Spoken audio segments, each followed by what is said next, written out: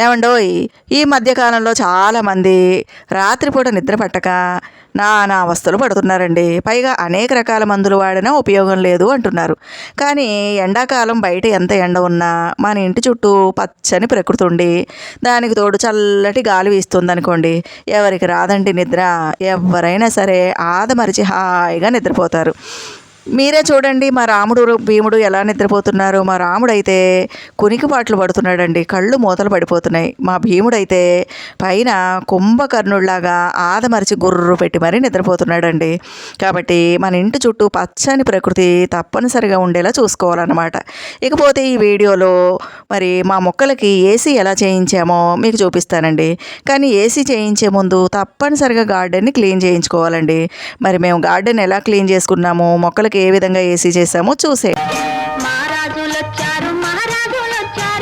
ఇంటికొచ్చారు, మా మంచి వారంట, మనకున్న వారంట, మాకెంతో నచ్చారు.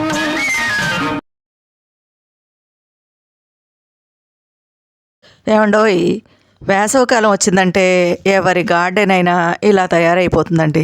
చూడండి, మొత్తం అంతా ఎండిపోయింది. ఇవన్నీ కూడా కాకరపాదు, నేతి బీరకాయ పాదు, ఇంకా సొరకాయ పాదు, ఇలా మన ఇంట్లో ఏ పాదులు ఉన్నా సరే వర్షాకాలం శీతాకాలం అన్ని కాయగూరలు కాయించుకుంటాం కదండి. వేసవికాలం వచ్చేసరికి ఇలా రుప్పలాగా తయారైపోయి మొత్తం అన్నీ ఎండిపోయి ఈ విధంగా తయారవుతుందండి. ప్రస్తుతం మా ఇంట్లో మా గార్డెన్ అంతా ఇలా ఉందన్నమాట. మొత్తం చిక్కుడు పాదు, అన్ని రకాల పాదులు ఈ విధంగా ఎండిపోయినాయండి. మరి వీటన్నిటినీ కూడా సమ్మర్ వచ్చేసరికి మనం తప్పనిసరిగా శుభ్రం చేసుకోవాలన్నమాట. ఎందుకంటే ఇలా ఎండిపోయినటువంటి కొమ్మలు, రెమ్మలు, పాదులు ఉంటే అది ముందు ఇంటికి మంచిది కాదండి. తప్పనిసరిగా క్లీన్ చేసుకోవాలి, చెత్త చెదారం లేకుండా. అలానే ఇంకా ఇలానే ఎండిపోయిన పాదులు ఉన్నాయనుకోండి, ఎక్కడైనా ఒకటో రెండో చిన్న చిన్న కాయలు కనపడుతూ ఉంటాయండి. కాకరకాయలు అనుకోండి, ఎక్కడో ఒక చోట ఏదో ఒక 2-3 కాయలన్నా దొరుకుతూనే ఉంటాయి. లేదా ఆ టబ్స్లో ఏదో ఒక చిన్న మొక్క ఉండి కొంచెం పచ్చగా కనపడగానే దానికి మళ్ళీ మనం నీళ్లు పోస్తూ ఉంటామండి. ఆ విధంగా మనకి వాటర్ కూడా వేస్ట్ అవుతుందన్నమాట. అనవసరంగా ఎండిపోయిన మొక్కలకి నీళ్లు పోయడం కింద ఉంటుంది. ఇంకా ఇలాంటి ఎండిపోయినవన్నీ ఇలా ఉంచేస్తే ఈ గుబుర్లన్నీ పాములు కూడా చేరతాయండి. కాబట్టి మనకి ఫిబ్రవరి, మార్చి నెలల్లో తప్పనిసరిగా మనం గార్డెన్ క్లీన్ చేసేసుకోవాలన్నమాట. మేమైతే ముందుగా చెప్పాను కదండి, మొక్కలకు ఏసీ చేయించామని ముందుగా గార్డెన్ అంతా కూడా క్లీన్ చేసేసుకుంటున్నాం అనమాట. అయితే సాధారణంగా మనం పందిర్లు వేసుకుంటాం కదండి. ఇది నిలువు పందిరండి. ఒక తెలుసు కదా అందరికీ నిలువు పందిరి అంటే. ఈ పందిరి ఎండిపోయింది కదా అని చాలామంది ఏం చేస్తారంటే ఈ తీగలు పట్టుకుని లాగేస్తూ ఉంటారండి. అలా లాగడం వల్ల ఏమవుతుందంటే పందిరి అంతా డిస్టర్బ్ అయిపోతుంది అనమాట. మనకి ఇంకా చాలా కష్టమైపోతుంది. ఇంకా ఆ దుమ్ము ధూళి అంతా కూడా ముక్కుల్లోకి వచ్చేస్తుంది అనమాట. అందుకని అలా చేత్తో మొత్తం అంతా లాగేయకుండా ఇలా కట్ చేసుకోవాలండి. ముఖ్యంగా గార్డెన్ ఎప్పుడు క్లీన్ చేసుకున్నా తప్పనిసరిగా మాస్క్ పెట్టుకోవాలన్నమాట. ఎందుకంటే ఈ ఎండిపోయినటువంటి ఆకుల్లోంచి సన్నటి డస్ట్ వస్తుందండి మనం క్లీన్ చేసేటప్పుడు. అది మన ముక్కులోకి వెళ్ళినా నోట్లోకి వెళ్ళినా మంచిది కాదు. కాబట్టి తప్పనిసరిగా మనం మాస్క్ పెట్టుకోవాలన్నమాట. చూసారు కదా, ఈ పాదులన్నీ ఇలా పాకేసినాయి కదా, ఇవి అన్నీ ఎండిపోయినాయి. కాబట్టి మొత్తం అన్నీ కత్తెరతో కట్ చేసేసుకోవాలండి. కత్తెరతో కట్ చేసుకున్నప్పుడు ఏమవుతుందంటే చేత్తో పట్టి లాగేమనుకోండి మొత్తం పందిరంతా కూడా లూజ్ అయిపోతుంది. పందిరంతా డిస్టర్బ్ అయిపోతుంది. మళ్ళీ అన్నీ కట్టుకోవాలి మనం. ఇంకా పందిరి మొత్తం తీయడం కూడా కష్టం అయిపోతుందండి. అందుకని ఈ విధంగా చిన్న చిన్న ముక్కల కింద కట్ చేసామనుకోండి మనకి 2 లాభాలు ఉంటాయండి. ఒకటేమో చాలా ఈజీగా తొందరగా పందిరికి ఉన్నటువంటి అన్నీ కూడా కింద రాలి పడిపోతాయి అన్నమాట. రెండోది ఏంటి, మనకి ఈ కట్ చేసింది అంతా కూడా మనకి పనికి వస్తుందండి. మళ్ళీ మనం పారేయాల్సినటువంటి అవసరం లేదనమాట. ఇదంతా కూడా మనం కంపోస్ట్ తయారు చేసుకోవచ్చు, మల్చింగ్గా కూడా ఉపయోగించుకోవచ్చు అనమాట. మరి అలా ఉపయోగించాలంటే మళ్ళీ పని కట్టుకుని ఆ చెత్త కుప్ప అంతా కూడా వేస్టేజ్ అంతా కూడా కూర్చుని కట్ చేయడం అంటే మళ్ళీ అది డబుల్ వర్క్ అవుతుందండి. అందుకని ముందుగానే మనం కట్ చేసేటప్పుడే చిన్న చిన్న ముక్కల కింద కట్ చేసేసుకుంటూ ఉంటే మనకి ఈ పాదులన్నీ కూడా చాలా తొందరగా పందిరి నుంచి విడిపోయి బయటకు వచ్చేస్తాయండి. రెండోది మళ్ళీ మనం వాటిని చిన్న ముక్కల కింద కట్ చేయాల్సిన అవసరం లేకుండా వెంటనే వాటిని తీసి మనం కంపోస్ట్గా కావాలంటే కంపోస్ట్గా తయారు చేసేసుకోవచ్చు. ఇంకా మల్చింగ్గా కావాలంటే మల్చింగ్గా కూడా మనం వాడేసుకోవచ్చు అనమాట. ఇదంతా కూడా మనకి ఇలా ఎండిపోయినట్టు పనికిరానిది అన్నట్టు మనకు కనిపిస్తుంది, కానీ నిజానికి ఇదంతా కూడా బంగారం అండి. మనం ఎన్ని డబ్బులు ఇచ్చినా సరే మనకి ఇది దొరకదనమాట. మనకి పల్లెటూళ్ళల్లో ఈ ఎండిపోయినటువంటి కొమ్మలు రెమ్మలు కావచ్చు, మనకి చెట్ల కింద రాలినటువంటి ఆకులు కావచ్చు, వీటిని మనం చాలా చిన్న చూపు చూస్తామండి. వీటన్నిటిని తీసేసి మనం బయట పారేస్తూ ఉంటాము. చెత్త, పనికిరాని చెత్త అని బయట పారేస్తూ ఉంటాము, లేదా మున్సిపాలిటీ వాళ్ళు వస్తే వాళ్ళకి ఇచ్చేస్తూ ఉంటామండి. అదే సిటీల్లో అయితే ఇలాంటి ఎండిపోయినటువంటి కొమ్మలు కానీ రెమ్మలు కానీ ఇంకా చెట్ల కింద రాలిన ఆకులు కానీ ఒక్కటి కూడా బయట పారేయరండి. ఇంకా వాళ్ళకి అసలు దొరకడమే కష్టం అనమాట. ఆ రాలిన ఆకులు అవి దొరకడమే కష్టం. అందుకని వాళ్ళు ఏం చేస్తారు, పార్కులు లాంటి చోటుకి వెళ్తారండి. వెళ్ళి అక్కడ ఉండే వాచ్మెన్లకి, తోటమాలకి డబ్బులు ఇచ్చి మరి అక్కడ ఎండిపోయినటువంటి ఇలాంటి తీగలు, కొమ్మలు, రెమ్మలు, రాలిన ఆకులు అన్నీ కూడా తెచ్చుకుంటారండి. తెచ్చుకొని వాళ్ళు కంపోస్ట్ చేసుకుంటారు, మల్చింగ్గా కూడా ఉపయోగించుకుంటారనమాట. కాబట్టి ఇది చెత్తా చెదారం కాదండి, మన పాలిట, మన మొక్కల పాలిట బంగారం అనమాట. కాబట్టి మీరు దీన్ని ఎట్టి పరిస్థితుల్లోనూ పారేయకూడదు అనమాట. మీరు కట్ చేసేటప్పుడు నేను చెప్పిన జాగ్రత్త తప్పనిసరిగా తీసుకోవాలండి. ఆ పాదిని, ఎండిపోయిన పందిరిని పట్టుకుని ఆ పాదిని పట్టుకుని గబా గబా లాగేయకూడదు, కట్ చేసుకుంటూ పోవాలి. అలాగే మన మొక్కలకి ఎండిపోయిన కొమ్మలు రెమ్మలు ఉంటాయండి, వాటిని కూడా ఇప్పుడు ఈ సీజన్లో మనం కట్ చేసేసుకోవాలన్నమాట. పండిపోయిన ఆకులు ఉంటాయి, వాటిని తీసేయాలి. ఇంకా చాలా ఎక్కువ ఆకులు వచ్చేసి పెద్ద పెద్ద ఆకులు అయిపోయినాయి అనుకోండి, వాటికి ఆహారం తయారు చేసుకోవడం అనేది కూడా కష్టమైపోతుంది అనమాట. అంటే తయారు చేసుకున్నటువంటి ఆహారం అంతా కూడా వాటికే సరిపోతుంది తప్ప కాయలు కాయడానికి ఎనర్జీ సరిపోదండి. అందుకనే అవసరం లేని పనికిరాని ఆకులన్నిటినీ కూడా మనం తీసేయాలి. పండిపోయిన ఆకులు, ఎండిపోయిన ఆకులు, ఇంకా ఎండిపోయిన కొమ్మలు ఇలాంటివి ఏమన్నా ఉంటే మొక్కలకి శుభ్రంగా తీసేసుకోవాలన్నమాట. మళ్ళీ మనం నెక్స్ట్ మంత్ చెయ్యాలంటే ఎండలు ముదిరిపోతాయి కాబట్టి చేయలేమండి.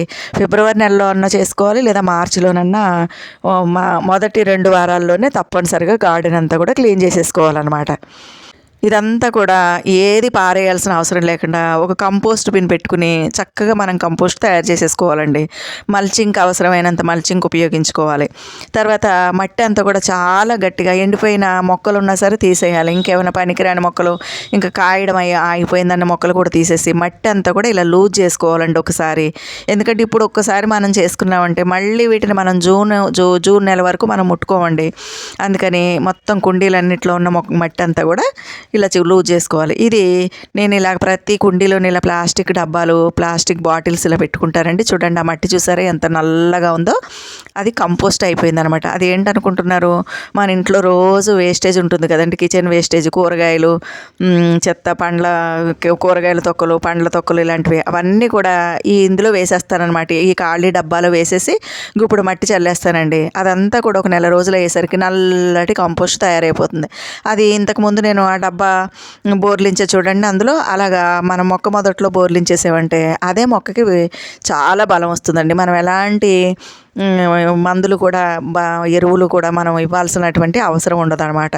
మన ఇంట్లో కూరగాయలు, పండ్ల తొక్కలు ఏది కూడా మనం పారేయకూడదండి. నేనైతే అసలు ఏది పారేయను. ఉల్లిపాయ తొక్క మొదలుకొని మనం తినే పండ్లు, వాటి తొక్కలు అన్నీ కూడా నేను మొక్కల కోసమే ఉపయోగిస్తానండి. ఏది పారేయాల్సిన అవసరం లేదు. ఇలాగా టబ్స్లో మనం లూజ్ చేసుకోవాలి సాయిల్. అలాగే చెట్ల కింద ఇలాగ ఎండిపోయిన ఆకు ఉంటుందండి, ఇదైతే ఇంకా మొక్కలకి ఎంత బలం అంటే అంత బలం అన్నమాట.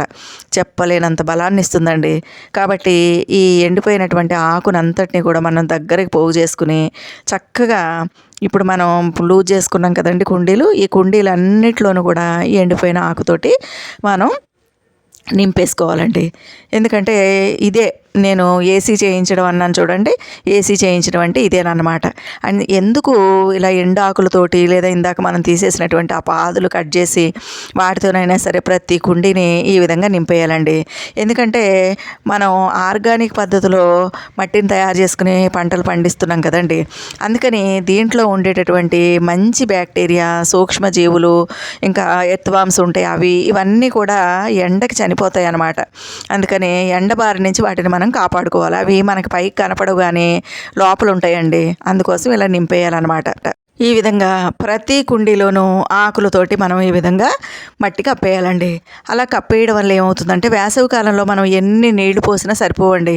మనం ఈ విధంగా ఆకులతో నింపేయడం వల్ల ఏమవుతుందంటే మన మొక్కలకి నీరు ఇచ్చినప్పుడు ఆ నీళ్లు తొందరగా ఆవిరైపోకుండా మట్టి మరి తేమగా ఉండి మొక్కల వేళ్ళని కాపాడుతాయి అన్నమాట. ఆ విధంగా ఎండ నుంచి మన మొక్కలకి ప్రొటెక్షన్ ఇస్తుందండి ఈ ఎండిన ఆకు అంతా కూడా. కాబట్టి తప్పనిసరిగా ప్రతి కుండీలోనూ ఈ విధంగా ఆకుతో నింపేయాలన్నమాట. అలాగే మన ఇంట్లో పెద్ద చెట్లు ఉన్నాయనుకోండి, ఆ చెట్ల మొదట్లో కూడా చక్కగా కుప్పలాగా ఆకులతో నింపేయాలండి. ఇలా చేస్తే గనక వేసవి కాలంలో మొక్కలు ఆ ఎండకి ఆ వేడికి తట్టుకుని నిలబడగలుగుతాయి అన్నమాట. ఇది కనుక మీరు చేయకపోతే ఏమవుతుందంటే మీరు ఎన్ని నీళ్లు పోసినా సరే 10 నిమిషాల్లో మళ్ళీ ఆరిపోతుందండి.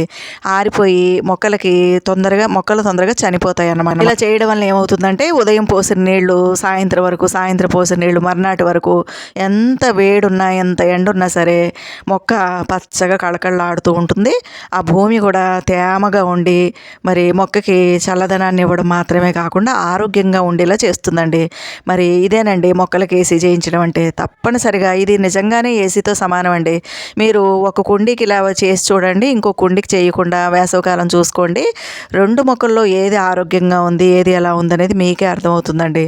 కాబట్టి మీ ఇంట్లో ఉండేటటువంటి గార్డెన్ని సమ్మర్లో తప్పకుండా క్లీన్ చేసుకోండి. పాములు అవి కూడా చేరకుండా ఉంటాయండి. అదంతా కూడా ఆ వేస్టేజ్ అంతా కూడా మనకి ఈ విధంగా మల్చింగ్గా ఉపయోగపడుతుంది అనమాట.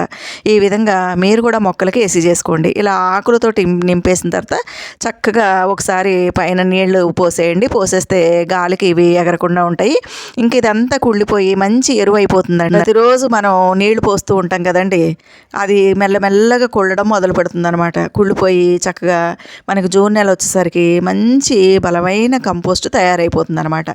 ఆ విధంగా ఇంకా ఎండిపోయిన ఆకుల్ని భద్రపరచుకుంటే మనం జూన్ నెలలో మొక్కలు నాటుకోవడానికి అడుగున ఒక మట్టి వేసుకుని ఈ ఎండిన ఆకులు వేసుకుని మళ్ళీ మట్టి నింపుకుని మొక్క పెట్టుకున్నట్లయితే సంవత్సరం అంతా కూడా మనం ఏ ఎరువులు ఇవ్వక్కర్లేకుండా మనం పంటలు పండించుకోవచ్చండి. మరి నచ్చిందా అండి మీకు? ఏసీ చేయించడం అంటే ఇదేనండి. నిజంగానే ఇది చాలా బాగా పనిచేస్తుంది. కాబట్టి మీ ఇంట్లో ఉండేటటువంటి ఎండిన ఆకులను కానీ ఇంకా గార్డెన్ క్లీన్ చేయగా వచ్చినటువంటి చెదారాన్ని కానీ పారేయకుండా ఈ కుండీల్లో మొక్కలకి ఈ విధంగా మల్చింగ్ చేసుకోండి. అలానే మీ ఇంట్లో పెద్ద మొక్కలు ఉంటే పెద్ద మొక్కలకు కూడా మల్చింగ్ చేసుకోండి. ఇకపోతే రెండో వీడియోలో మరి గార్డెన్ శుభ్రం చేశాక మా గార్డెన్ ఎలా ఉంది అనేది మీకు నేను చూపిస్తానండి.